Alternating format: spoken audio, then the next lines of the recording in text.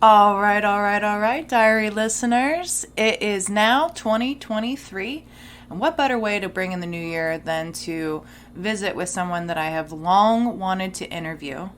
This is Nunn Chuck, part one of our time with Chuck Nunn.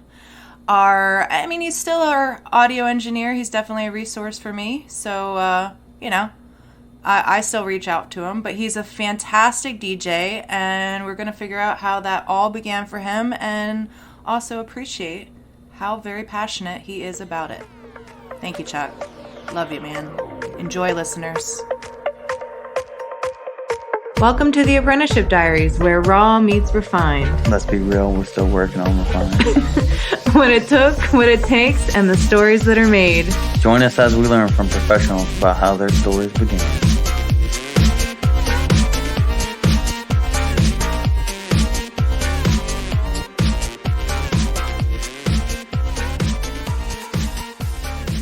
Hello, Apprenticeship Diary listeners. I'm here today with my lovely audio engineer who is no longer doing audio for me, but did for the past, 2.5 years, 3 years? Is that it? Chuck Nunn. Hello, love. And we're Shades of Rico. I know, right? Rico's here, and so is Chuck's lovely wife, Jen. But they are... She's a mute, so you Her won't be name able to hear her. backwards is Nunn Chuck.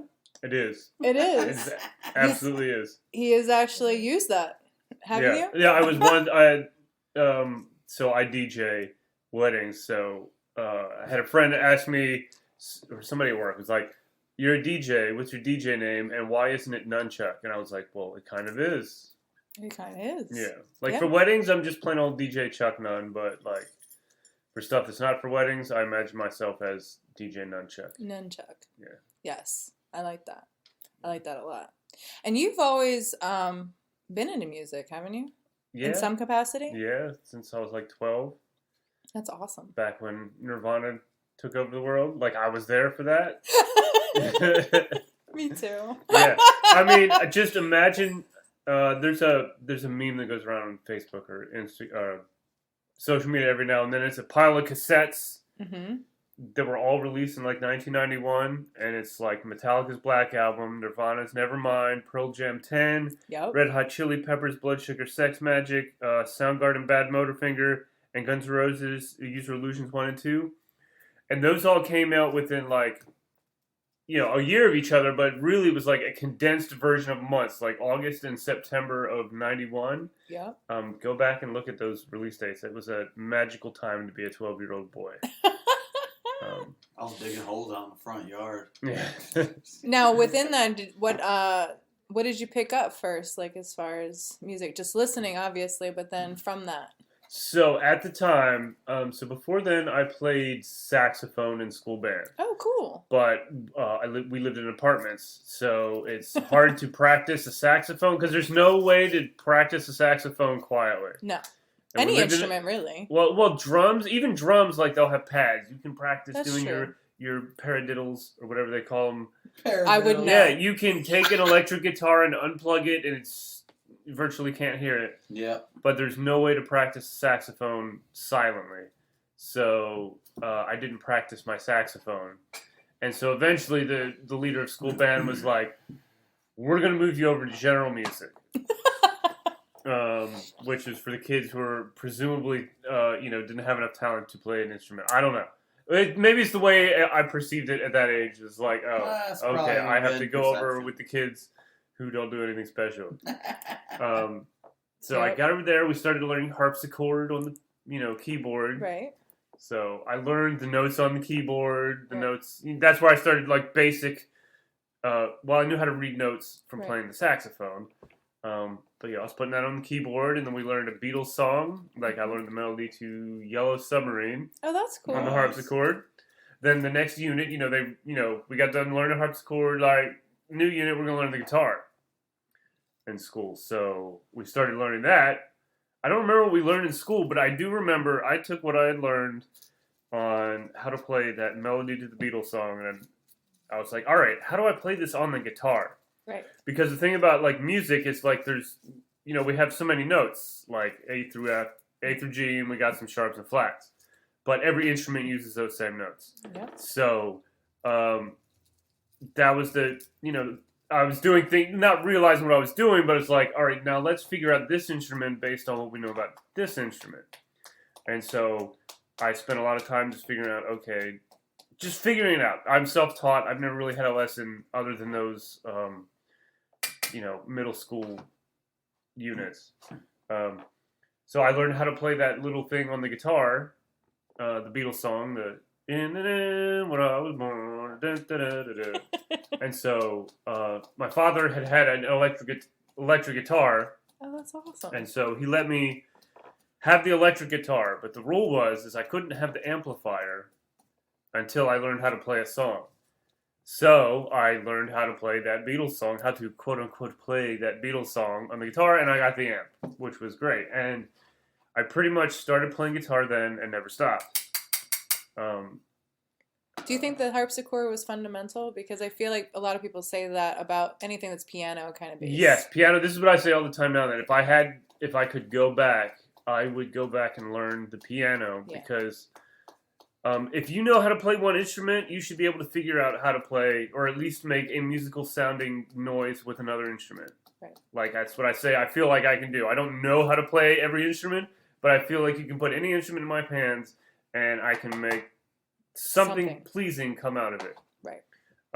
But yeah, it seems like the people who know how to play piano learn so much more about music theory and there's just, I don't know, maybe it's just an untrained ear or perception, but it seems like they have so many more levels to knowing how to do music. Like, if you can play a guitar, you can play other different kinds of instruments, but I feel like if you know how to play piano, everybody I know who can play piano can also play every other instrument. Yeah. So I always say that I wish I could go back and learn the piano, because I think it would make me better at other instruments. Well, because you have to learn how to read music in order to play piano. There's no piano tabs. Yeah, that's another thing that helped. Music. Yeah, when I was young and then tablature came out, we used to buy magazines on paper. Now everything is just a website. But back then, you could actually go to a drugstore and buy magazines. Yeah. I mean, in grocery stores. And they had a thing still called... today. I don't know who does. Okay, yeah. Oh, yeah, I see them there. I see them. Who buys them. They're just like as a relic. So yeah, they have that tablature, and that made learning how to play songs a lot easier because it was a much more intuitive visual aid. Mm-hmm. But I don't know that you can do that with a piano, like Rico said. Right. So you got to know how to read music. The other thing is that it's versatile in genre too. Like, piano is found in so many kinds of music. Like, that's what I didn't like about I chose, because I was a follower when it came to music, because all my friends were going into either flute or clarinet. Mm-hmm. And clarinet, I don't know why, it just looked better. Mm-hmm. I think because it was black. Mm-hmm. I was like, I like that because it's this color and you don't have to hold it out to the side. It makes more sense to hold it in front of you. That was about as far as the logic went. And then I realized that there isn't a lot of music outside of classical for a clarinet. And that made it kind of boring for me, which it shouldn't have, because classical music's awesome. And it shouldn't have, because they should teach you about jazz in school, but they, I don't know, at least back then, seemed to stick to classical and not touch on jazz. And I had to wait and get older before I realized, oh shit, you can do all these other instruments in jazz. Right. Well, and the other problem with it is that you needed to read. Yeah. And I didn't like the woodwinds because you had to lick this thing and it had this wet saxophone reed. Yeah, you know. But at least the saxophone, it's cool and it's versatile and there's lots of other kinds of music that it can be a part of. Whereas clarinet, I mean, I could have learned it and then maybe expanded upon it and brought it to more things, but I wasn't cool. I wasn't cool enough for that. And that, that's one of the things that I love about music. Like, if you can take any song. Like, a song is basically like, the instrumentation at least is all like, if you know, for instance, you can take any song. If you know what chords are being played in that song, you can play those chords on a piano. You can play those chords on a guitar. You know what I mean? Like, what's cool about music, any song, there's different covers of every different version. Mm-hmm. Like, one thing I love doing at weddings is finding like string quartet versions of every. There's a band or a group called Vitamin String Quartet. They're one of many who do like string quartet versions of every popular song you've ever heard. Right on. So like pre-wedding, like pre-ceremony, I'll always have a playlist of that stuff going. And if anybody's seen Bridgerton and the music in Bridgerton, I feel like the music was probably the best part for me. Oh, we really liked it. But I didn't I think that was the first time a lot of people realized that they would play pop songs, but in a string quartet version. Yeah. That's what I really liked about it. But like any song you can take and put in any genre. Like a song is just the structure and the bones of it, and like the instruments you choose to play that song with are like the meat on top. I love that. That's one thing I love about music is being able to take one song but use different instruments, and now it sounds like a completely different genre, but it's still that song. It's still that song. Yeah. I like it when you like hear just the I guess it wouldn't be the melody. Maybe it is the melody that's the difference. I don't know enough about music to know what's what, I think. But like, honestly. But like when you're listening to something that's purely instrumental and then you realize that it has lyrics that you understand too, and that they're not playing that, but then you're like, oh, and then you can... Basically, when you're hearing lyrics, that's just the melody of the song being sung with the instrument, the human voice. Right. So you can take that line of musical notes that the voice is producing in the words, the vocals, and I don't know, play that on a violin or on an acoustic guitar or a flute or a clarinet. Yep. And like, you know what I mean? Like I imagine people are sitting at the weddings that I'm DJing beforehand, and they're hearing their song and they're like, I know that. Yes. It's because they're hearing the melody line on the violin, and it's reminding them of the words of the song that they know. Yep. But yeah. I love that about music. So guitar ever since? Yes. Well, okay. So now we're talking about 7th grade, 12 years old. I'm now playing guitar like every day. Getting the magazines, Guitar World, Guitar Magazine Monthly. Yep, I remember that. World. And looking at the tabs and like figuring out playing different parts, like getting to the point where like, oh shit, I just played that and it sounds like that song I just played. But so working on that. So it seemed very accessible. Yes. Yeah. And it was, I don't know if, I imagine everybody must have this thing that they find that instantly clicks in their life and makes sense. So they just keep doing that. And when you're a kid, it's easy to do that because you don't have any other responsibilities except for going to school. Did you transition from an apartment to like something that was more allowable? Yeah, eventually in like high school. Yeah. But yeah, so then back there and then meeting a friend that played guitar, and he knew how to play way better than I did, and he knew bar chords. Nice. And, that was another level up. You learn to play a little Beatles melody on the guitar, and then maybe you learn some chords and you can play a 3-4 chord song. And that's another level, you know what I mean? You gained another level of experience. But bar chords to me were like, that was another, we got to get to bar chords. Because there was, once you know bar chords and how they work, it opens up everything. Oh, everything, yeah. I can't explain it in a condensed session or a condensed way.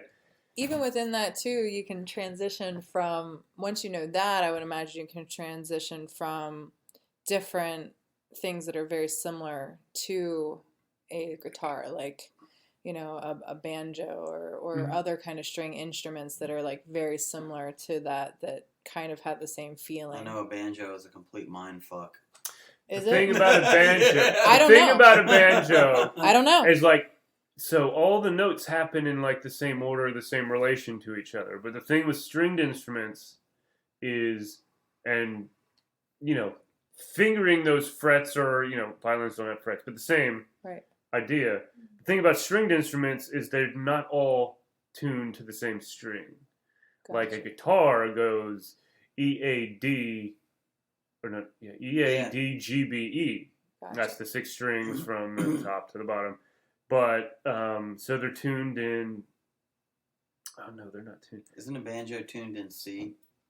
Yes, but the thing is, those strings, like that and the violin and other, they're not tuned that way. They're tuned completely different. I don't know exactly because I don't know those instruments as well. But the same shapes of my fingers on a guitar do not work the same on a violin or a banjo. All right. You got to learn where those banjo. Then it's a whole learning. If I took the time, though, I could be like, okay, I know where these notes are on the guitar.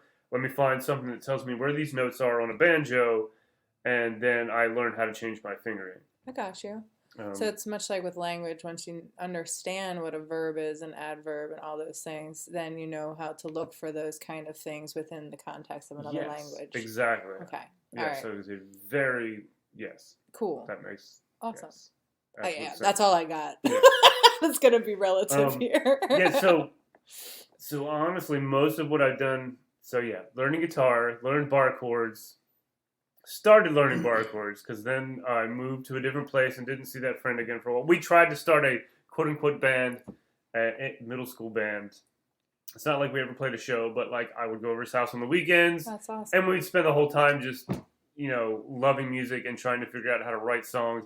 Like he was a prolific like songwriter and musical person. Wow. He passed away at 27, younger, but the infamous age. Yes.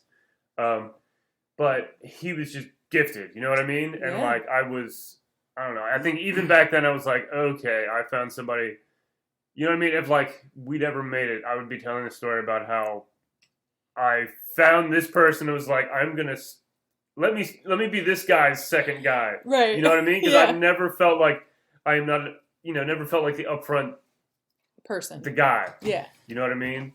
But I'm a good second guy. Like, if you ever seen Lost? Yeah. Yeah, and there's the idea of the number two. Yeah. He says at the very end, Hurley, you made a good number two. Yeah. I feel like I'm a great number two, and I had that number one. And he That's taught how me I feel a lot. about myself. You know what I mean? Like. But then I'm very egomaniacal, and then I always push to the lead, and then people are like, well, this is what you asked for. I am so happy and at my best when I'm helping that front person bring their thing. Yeah. Add to that and bring that out of them. Anyway, back to the story. So, I guess, and then in high school... Rico's doing some fun things with smoke people. Yeah. That's what, if you hear us laughing or any background noise, it's Rico. Yeah. Just know it's Rico. So back then, and then I realized like Metallica became my favorite band, and like it was all about bands, and so I always just wanted to be in a band. That was my life goal. Sorry. He's doing tricks with glass and smoke that I've never seen before. And my mind's blown. He's being very distracting, everyone. This is New Year's, so like we're all having drinks and hanging out. So I haven't seen Chuck in forever. Mm-hmm. It's been a year and a half, so we're catching up, and I haven't recorded you yet, so I feel bad. Yes. Yeah, no, don't feel bad. It's Well, we had you over then, and that was the intention. Yeah. And it never happened because you were going to try and help me hack this dumb system that I bought that was way above what I should have bought. It was not necessary.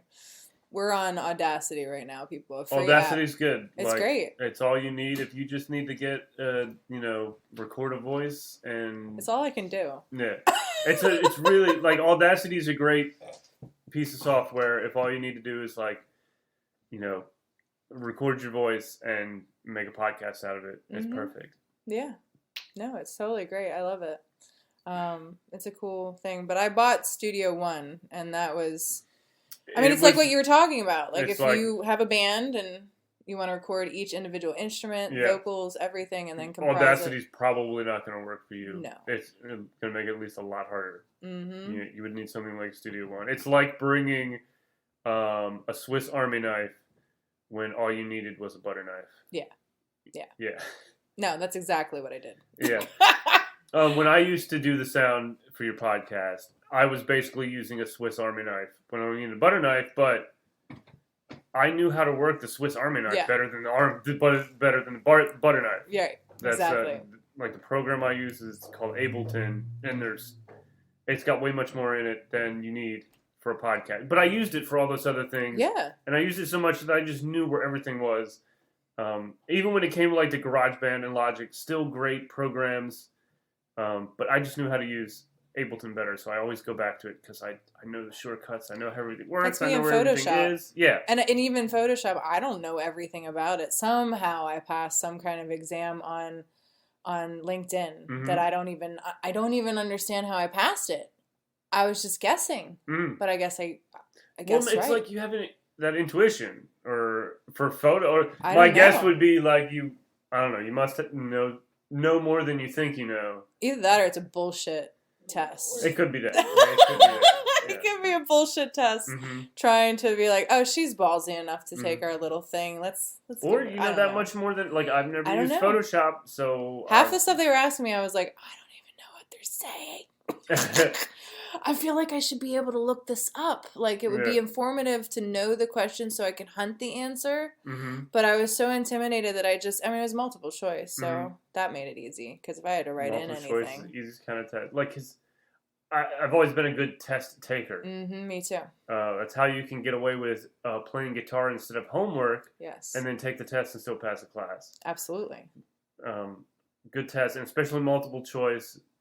Because at least one is going to be completely like nonsensical. Yes. There might be two that are close. Yes. And if you read it closely, you're going to be like, I got this. Yeah. You make a really good educated guess. Yeah. And sometimes it's how they word it, which kind of gets me. Which, like I said, Photoshop, I know how to use it for what I know how to use it for. I know that there is probably the same with yours, your system. There's a million shortcuts that kind of lead you to the same end, but I know my way. Right. So and as long as you can do it quickly and efficiently, nobody cares. But yeah, I didn't care. I was just so happy that somebody wanted to help me. I was like, thank God. But then I was in the background messing around with it, and I was like, okay, if I could just.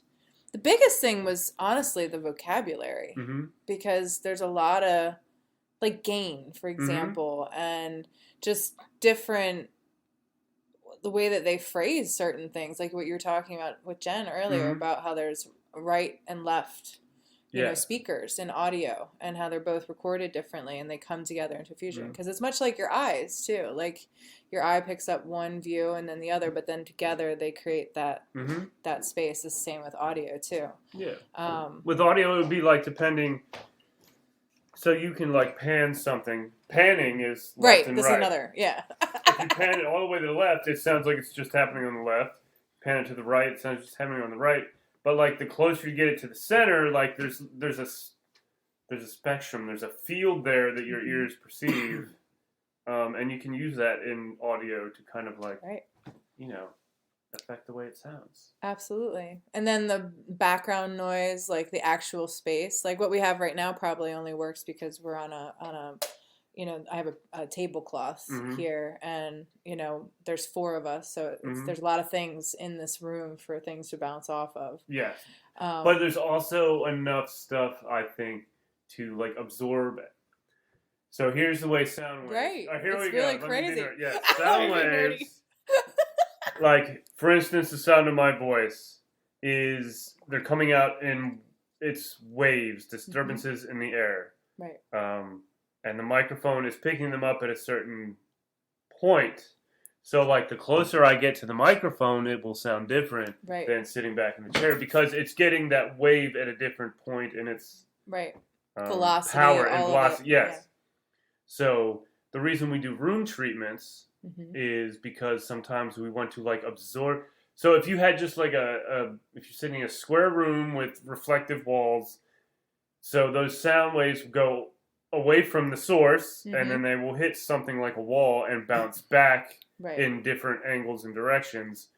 And a microphone, right now the microphone is picking up some of those waves that are hitting off your walls, off of that deer, off of that sheep, off of that cat tower. You know what I mean? It's all coming back into the microphone. Yep.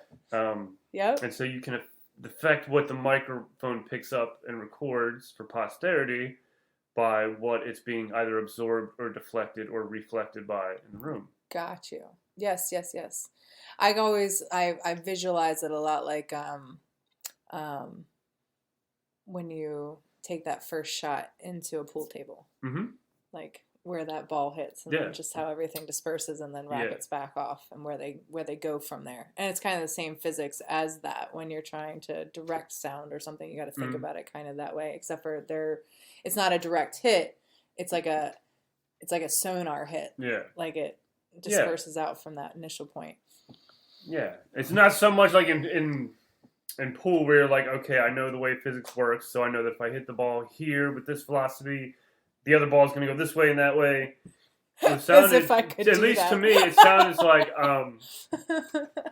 it's always like you just find that good spot where it sounds good. Right. Like sometimes you want those reflections. If you want a lot of, if you want the recording to sound like you're in a room, then you want those reflections and reverberations.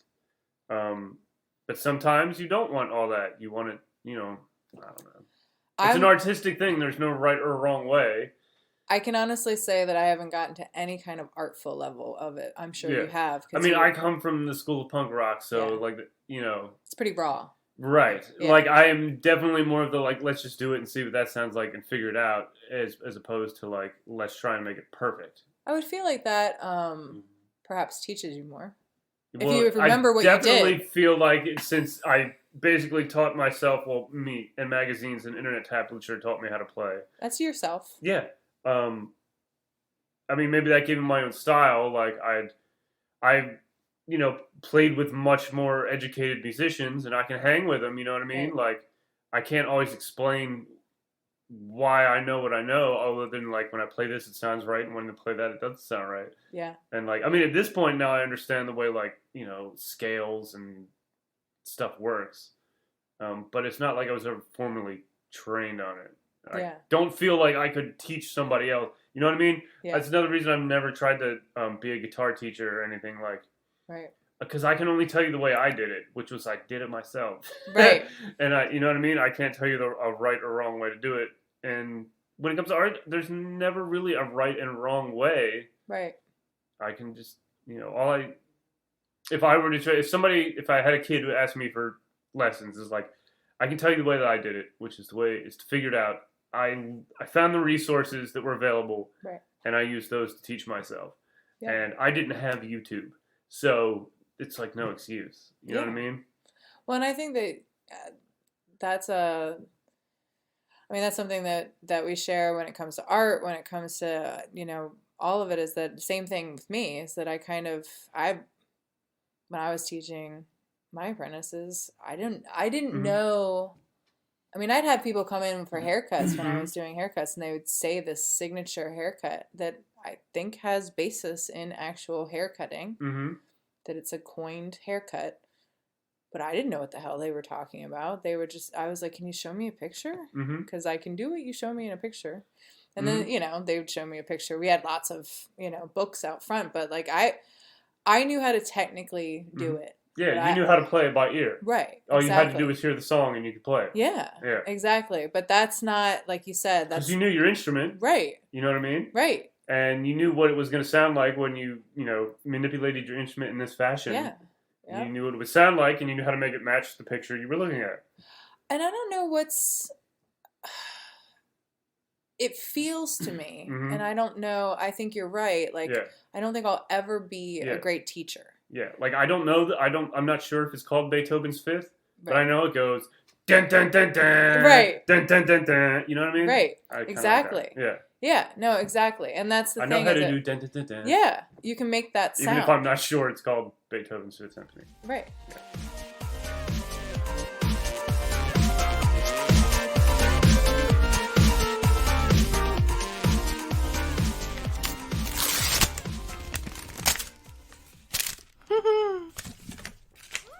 It's already here, my next book. Okay, listeners, I've got something to share with you that I'm already in love with. I don't know about you, but I'm a total book nerd. I have so many books. A lot I haven't read, I admit. There's just something about having bookshelves full of possibilities that calms my soul. So when I attended the Pagoda City Tattoo Fest this past August for the first time, I was delighted to run into my friend Ina Vigilato. We've actually had her on our show, so go check that out. Straight away, it was like God used Ina to guide me over to Black Dagger Books.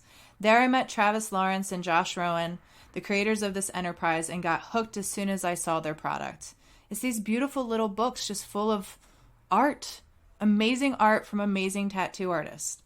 From here, I'm just going to read what their site says. Black Dagger Books is an ongoing collection of artists defining modern tattooing, published monthly, one artist per book, one book per month. A subscription is $25 a month. You get inside of these beautiful books, these custom stickers. Each one is filled with the most gorgeous artwork, and it always concentrates on these awesome tattoo artists, and I try to follow each one as soon as I open the book. I'm just like, oh my God. So it's really worth it. Do yourself a favor. Go over to blackdaggerbooks.com, or if you're on IG, Black Dagger Books, it's all one word, and check out their product. Like I said, the subscription is awesome, and I'm really happy. This quells everything about, the book nerd in you, the art collector. It also cures any guilt that you might have about having books just laying around, because this gives back to the artist community. It's a win-win. And just so everyone knows, I'm not being paid to shout these guys out. I just genuinely love their product. And also, I really love them. The creators, Travis and Josh, were amazing. They were so kind to me. They gave me so much of their time at the Tattoo Festival. So if you ever have the chance to meet them, talk to them. They're great guys. I just can't say enough things. So do yourselves a really big favor. Go check it out. Thanks so much, listeners.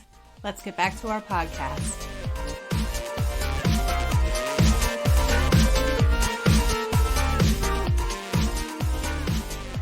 You know that it has and that sound. Don't at me if I'm wrong, because I just told you I don't know that's what it is. I'm sorry. I'm making illustrating a point. Right. Well, I mean, there was things like I had a girl that came in and she's like, I want Lolita curls. And I was like, what the hell are Lolita curls? I was like, I read the book, but I don't know if you want that. That's not. Isn't that a really foreign thing? What? I know. I'm pretty sure it was getting at it. It was like these big barrel curls. I was like, oh shit, okay, that's what they're called. Okay, yeah. All right, cool. I didn't know. She's like, I thought that's what everybody called them. I'm like, well, I have just been educated today. Yeah. But that's the thing, is that I'm not sure. I mean, you can make art either way. It's fine. But as far as I do think it's nicer when you can find your own vibe with things. You're not going to be able to teach anybody that, but I do think there's a spark that you can give people, as long as you can hack how to make it fun. Mm-hmm. As long as you're a person that doesn't. I think anything can be an art to somebody. It's really this is the way I like to do it. Yeah. And this is the way I think it's the best. Right. So this is my art. I mean, that's all I have to give anyone. Yeah. It's this is what I've done. This is what I do. Yeah. And this is, do it whatever way you want to. But that doesn't. Yeah. I think just for people. Do it with passion, and because that's the way you like to do it. This is the way I change the oil in my car. It may not be, to me, it might be my art. It's I love doing this, and I think this is the way you do it, and it turns out the best this way. And yep. And like you said, the only things that are really finite are just those fundamentals. Mm-hmm. These are the notes. Mm-hmm. This is the structure. Yeah. If you were to you can make up a song, but if you want anybody else to play it, if you want it to sound like this, you kind of have to do it this way. Right. Yeah. And if you want to bring in other musicians, you better be able to communicate what they have to do. If you want to play a riff using palm muting, that makes that palm muting sound. Yeah. You know what I mean? You've got to learn how to rest your palm on your strings to make that sound. You can't. If that's the sound you want, you have to learn how to do that technique. Right. Because you can never get that sound if you're not using that technique. Gotcha. You can't finger style pick the guitar and expect it to sound like that Slayer riff that you were trying to play. Yeah. Unless you were making a finger style version of that Slayer song, then that's how you might make it different. It's true. And outside of industrial, I do feel like there's a lot of structure to music. Same with art of any kind. Is with us, there's form, there's contrast, there's within any music, you want light sounds, you want heavy sounds, you want a variety of things, contrast. You want, like if I were to think about it as far as color, like the different textures of the sounds and things like that. You want that to be a part of it. That's why Kurt Cobain used distortion pedals. Yeah. And sometimes a flanger, a chorus pedal, and that's your different textures. Yeah. Yeah. Yep. And then what a perspective. I think that has probably more to do with audio sound than it does. Perspective in audio is reverb. Right. And chorus, like reverb makes it sound like it's in a big hall or a small room. Like that's those reflections. That's the reverberations that make it sound like it's in a room. That's your perspective. Right. Perspective, are we panning it left or right? Or volume can create a perspective. Right. Or even just like whether it's recorded versus seeing something live, like where are you standing in the stadium? Yes, how close up? How far away? Like some people like to be right up on that front of the stage, right in front of the band. But if you really want it to sound the best, you need to stand way back in front of the sound guy. Yep. Because that's the guy who is trained and practiced at making it sound good, and that's where he's standing. Yep. So it's going to be sounding the best, in my opinion, standing in front of where that guy's making it sound or the it best. Should. Yeah. And if you have a good sound guy, if it doesn't. Yeah. I know. I've gone to a former boyfriend of mine was an audio engineer, and man, it sucked going to performances with him because he was so opinionated about the sound. Yeah. Jen's face. It's so funny. Oh, she's been to a few shows. Oh, yeah, I was probably mansplaining a little audio to her last night. You're a man, so that's the only way you can explain. Yeah. Or nerding. I was audio nerding on her. She's used to it by now after this long. Yeah. I love it. No, it's a passion. It's like Rico on Guns. Every time he speaks, and you're like, oh, I kind of glaze over. Like when he does. Every time it's like, I did not know that, and I just learned something, and I'm grateful for that. I'm glad that you are learning because I am like, this needs relevancy. I'm so hands-on that I'm like, if I am not out of the range and you're not physically showing me how any of the calibers, any of these things are relevant, I am checking out until I am in that place and it is relevant. That's always how my learning's been. If I am not currently doing it, I can't absorb. Like I'm just like, nope, I'm here and this is all that matters.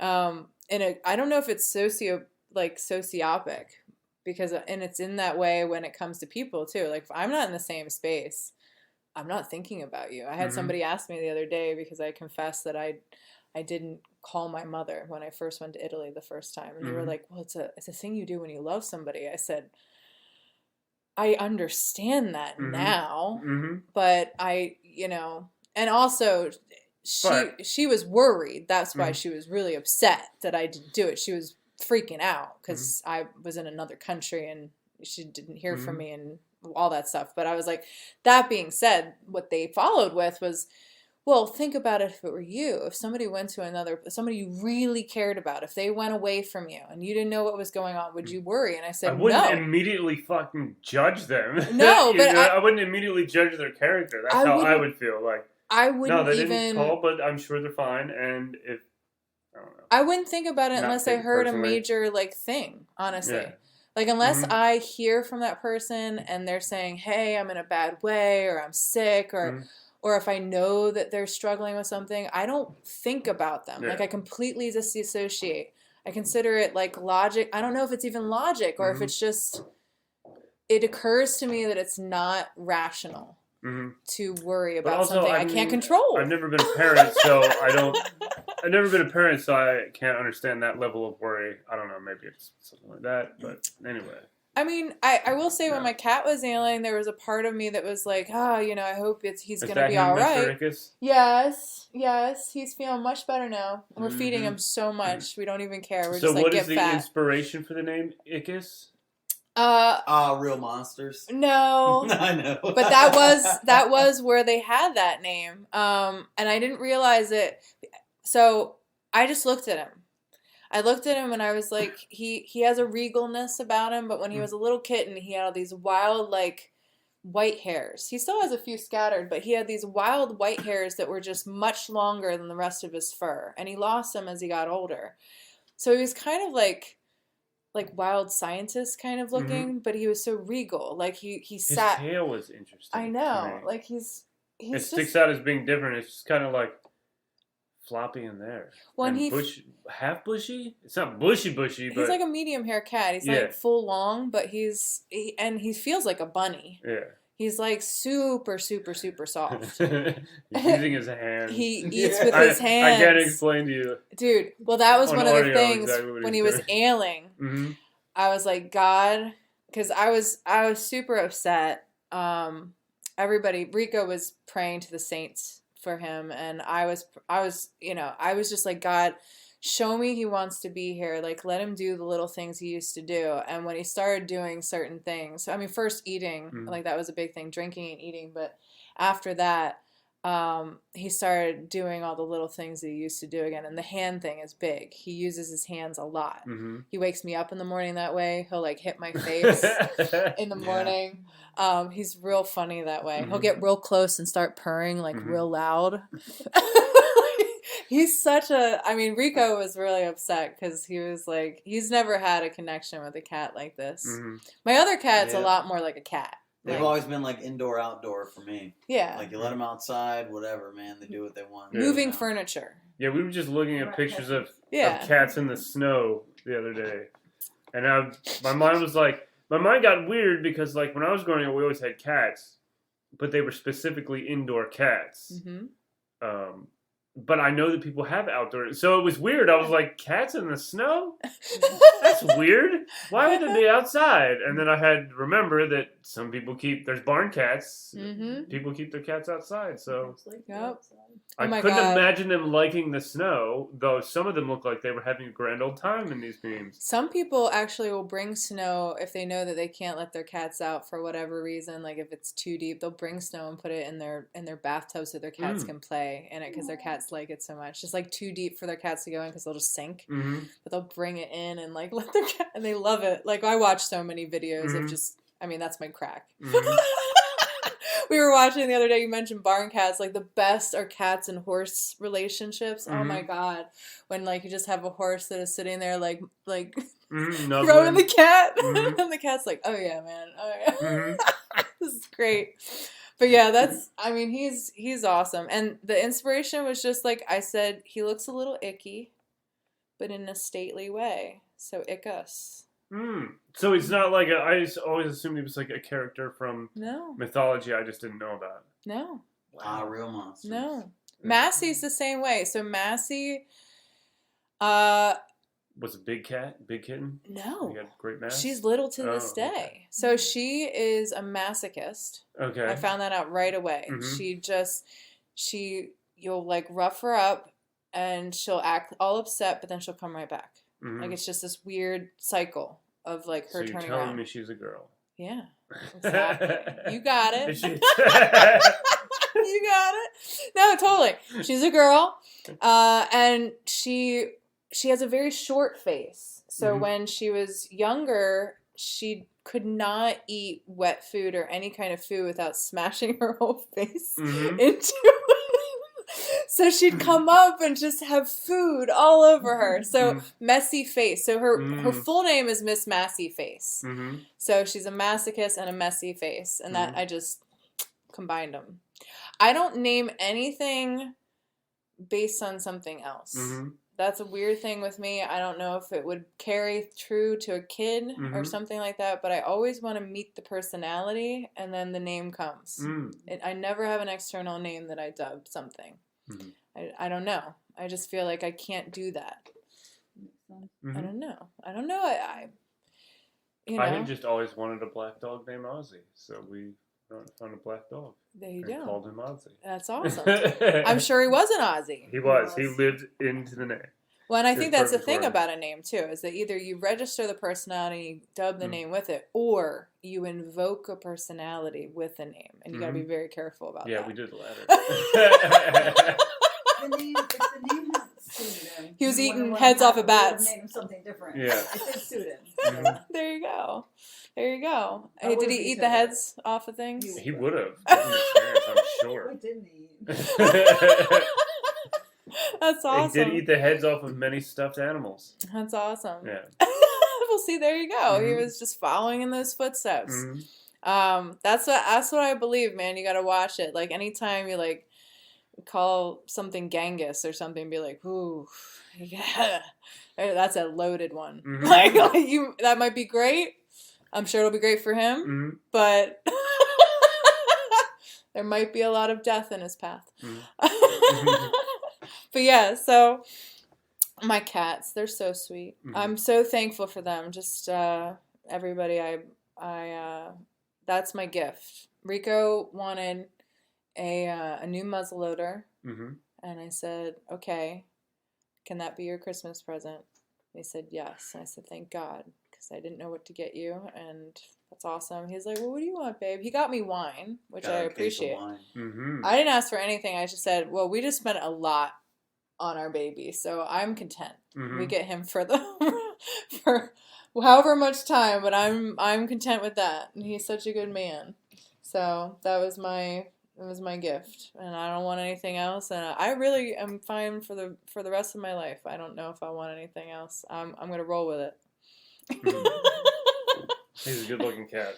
He is, and that's the thing. He sachets, Mm-hmm. like he saunters, which is, I mean, he just has this like, I'm too sexy for my fur, Mm-hmm. too sexy for my fur, like right.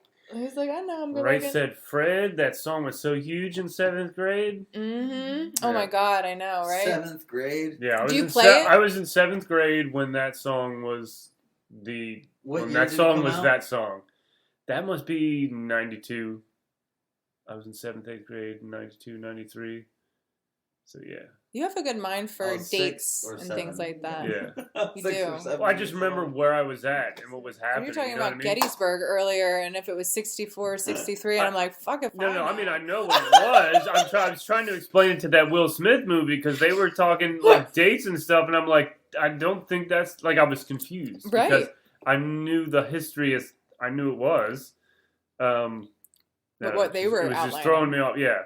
I don't know, but I didn't know. I don't have, when I was taught history, it was art history, and they wanted periods. Yeah. So it was a range. So you learned about a certain period of art, which would range sometimes even a century, like from this, point to this point.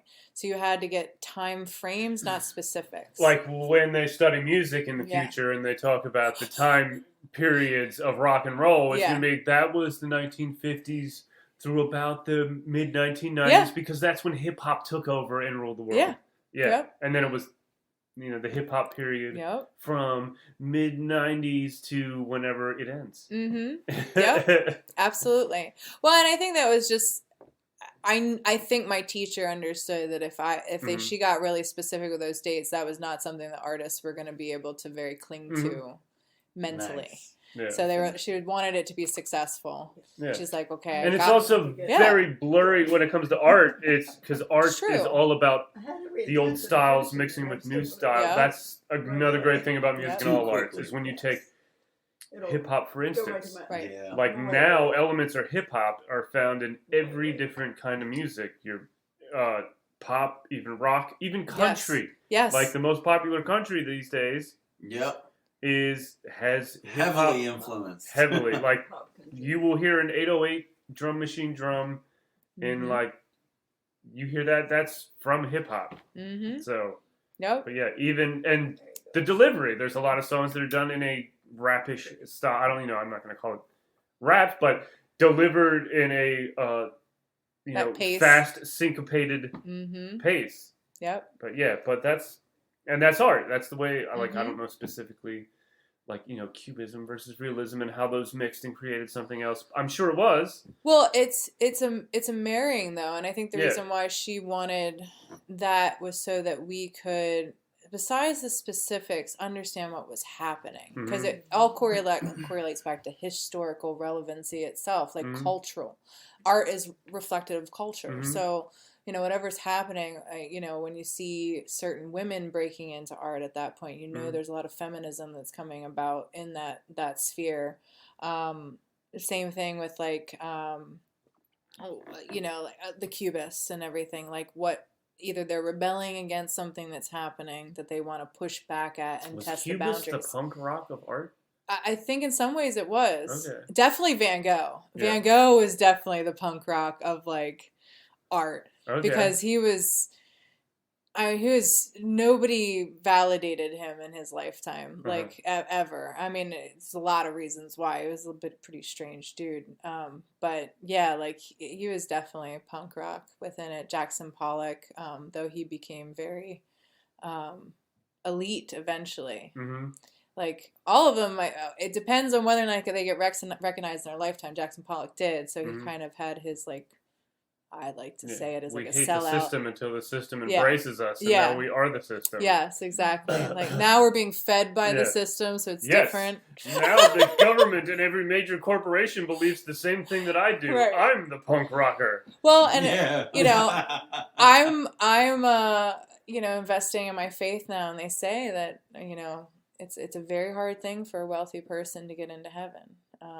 It's like through the eye of a needle is how shallow your ability is. What he's talking about, like, what are you keeping? I mean, the real purpose of when Jesus said that was like, it's not to say that rich people are evil. No. It was to say that if you have money, like, you just got to keep your mind on what's real. You know what I mean? It's not impossible. Yes. But don't let yourself be deluded by your wealth or riches or fortune. Right. You know what I mean? You're still just the same as these other people. This rich man is the same as this leper when it all comes down to everything else. Yes. Like, that's, I mean, ego is that's how pretty I hard interpreted thing. it. No, I agree. You know what I mean? No, it's totally. It doesn't mean that you're evil. It's just that it's how you treat other people. Like you can, and what you worship. You can have nothing and still be an asshole to everyone you meet. Mm-hmm. You know what I mean? That doesn't mean you're getting into heaven easier. I've met them. Yeah, exactly. You know what I mean? And then the most generous people you could meet sometimes have a lot of money. You know what I mean? Or none at all. Yeah. I mean, I feel like it's just one of those things that you have to know who you're serving at the end and what is the ultimate power. And money is a power system. That's what people don't understand is that that in itself doesn't corrupt.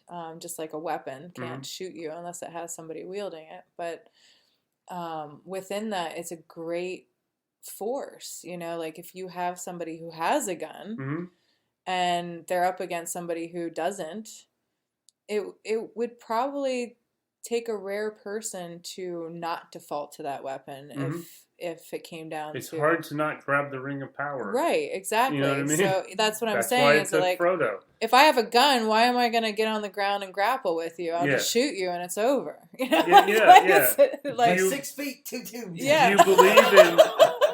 Do you believe in being right and good to other people and their rights, or do you believe in doing whatever you need to do to get what you want? Yeah. And that's why you can buy people with guns. Yep. Well, and that's why it's hard as a wealthy person, because I think a lot of that too is about networking and deals, and it makes things easier. And then in the Bible, that story, it's almost like, was that guy asking Jesus for a shortcut with money into heaven? And he's basically saying, no, bro, that's not how it works. Yep, exactly. Yeah. Exactly. Like, if that's what you're trying, you didn't understand the assignment. Mm-hmm. Yep. Yeah, I definitely like all of those kind of things, which is why I'm happy with him being an artist, to be humbled quite often by it. I think that's what's great about art, is that it's... Nothing more humbling than being a local musician. Oh my God, dude, I can't even imagine. You work so hard writing all these songs with your buddies, and you think this is great, and you're going to go and play them for these people. You get there, first of all, none of your other friends bought tickets to come, and the people who did come just look and stare at you, waiting for the band that they paid a ticket to see comes on. You know what I mean? I don't, but I do. Yeah, it's because I'm not that ballsy. That's why I started. That's what turned me into loving and being in cover bands, because then I could actually make people very happy. People enjoy themselves when it comes, cover bands and music, when they recognize the song you're playing, they tend to enjoy themselves more than hearing a song that you think is think is great, and then you put so much, and like it's got so many layers of like I don't know. Well, like, you can put so much yeah. of yourself into a song and the work you did making it and creating it and sculpting it just the way you wanted it to be presented, just to show it to people, and then you're like, I don't get it.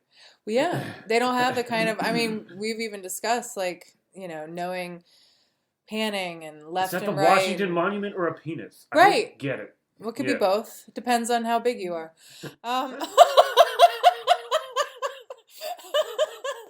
But yeah, like it's the same with me too. Like you can fall into as a tattoo artist or any kind of artist, really, depending on the accessibility of the imagery and who created it. Like there's lots of tattoo artists who do things like Bob's Burger parodies, and like they pick pop culture and they just spin off that. I feel like that's the cover band of like the tattoo world. It's like all the anime artists. It's like, okay, well, it's also got to be a measure of giving the client what they wanted. Yeah, giving the people, you know what I mean? Yeah. Like, I don't know. It's probably.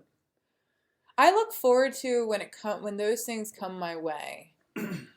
I look forward to, usually, because I don't usually know very much about it, I look forward to digesting something that I don't know, so that I can meet this person in their love of something and then draw out of it something that can be mine and that I can kind of get into. But I will say that, like, overall, I like the custom thing because I love... because I have that ability with tattooing, because I can sit with people, I can talk with them, we can bounce back and forth. There's a dialogue, much unlike, I mean, you can register their joy because of how they're moving in an audience and stuff, but there isn't that back and forth. It's your solely. There is an energy, I'll tell you that. There's nothing like the energy between being in an unknown local band playing a song you wrote, the difference in that energy between playing the most popular song that's out right now. Yep. Or that human energy passed back and forth. I don't know. It feels like a real thing. There's no higher drug to me than like being on a stage in front of people who are enjoying what you're actually doing. Oh yeah. I mean, I usually in crowds, when I'm a part of the audience, I can only feel that if I'm on psychedelics, because otherwise I'm super anxious because I have a big thing with crowds. Like I don't enjoy them very much at all. I mean, I do. I mean, we were in one last night for the show, and like, I mean, maybe that's another reason. Another thing I love about music is like when we all come together in one place to watch an artist, like everybody there you all have at least one thing in common. Yeah. You know what I mean? You want to see this person that's in front of us. Well, if I'm not on a drug though, I get really stingy about, I think, politeness and things like that. Like, why are you bumping into me? Why are you pushing me out of the way? Like, there's people that just clamor for certain spots in a room that I'm like, and then if it devolves or if a fight breaks out, like I'm always like super vigilant, just because I know how quickly, that great vibe can turn into a not great vibe, given one little scenario, like one person shouts fire. One out of every 100 people is going to be an asshole. Yeah. And then that's all I can think about. Yeah. And it's terrible. So that's why I don't, like, if I'm on drugs, though, then I feel the emotion. Then I can feel that energy. Do you ever, like, just stop in the middle of the crowd and look around at everybody who's having a good time enjoying themselves? Yes and no. I caught myself doing that a couple times. I think the problem is I always go with someone. I think because I've gone to, like, for example, I've gone to a movie theater by myself and seen a movie by myself. That was rad. I suggest anybody, if you have never gone to see a movie by yourself, did it all the time when I was in the military. Oh my God, it's amazing. It's all your snacks. It's all your, like, people think you're weird, so they kind of stay away from you. Like, and it's really nice. Like, you don't have to worry about getting back or, I don't know, or tripping. I don't know. It's just nice. I mean, it's not like...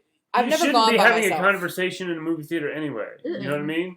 No, but even and like the still, actual watching of the movie and discussing it, like, I don't know. To me, even just still, you know what I mean? You can watch a movie by yourself, and everybody can have their own personal movie theater that all connects to the same lobby, and it would be the same as, all right, now let's talk about them. Everybody goes off in their theaters and watches the movie, and then everybody comes back, watches the movie undisturbed.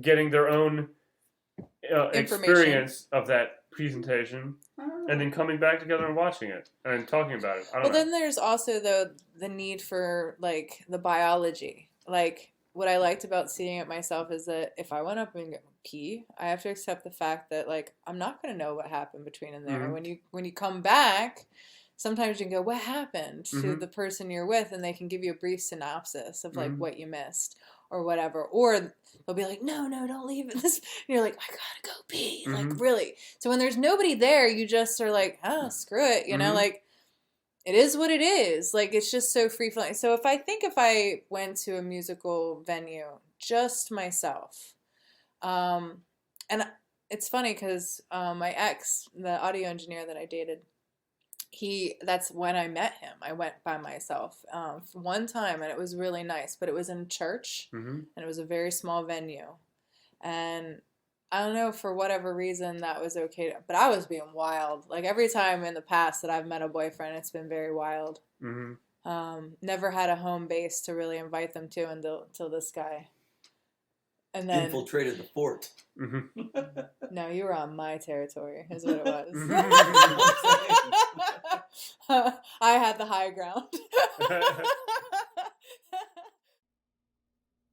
All right, diary listeners, that is the end of part 1 with Chuck Nunn. Please join us back next week so that we can hear more awesome things about DJing. We get nerdy, we get fun. It's awesome. I learned a lot in this particular conversation, both about Chuck and what it is to be a DJ, and I think it's really cool when we can combine our experiences in this life and see ourselves in other people. So come back next week, start 2023 in a good way, and hear a really cool inspirational story from a guy I respect very much. Later, listeners. Have a great week. Thanks for listening. You can find the Apprenticeship Diaries on Twitter, Facebook, and Instagram. Our IG is the_apprenticeship_diary. If you would like to offer constructive criticism or an interview, drop us an email at theapprenticeshipdiaries@gmail.com. We look forward to hearing from our listeners.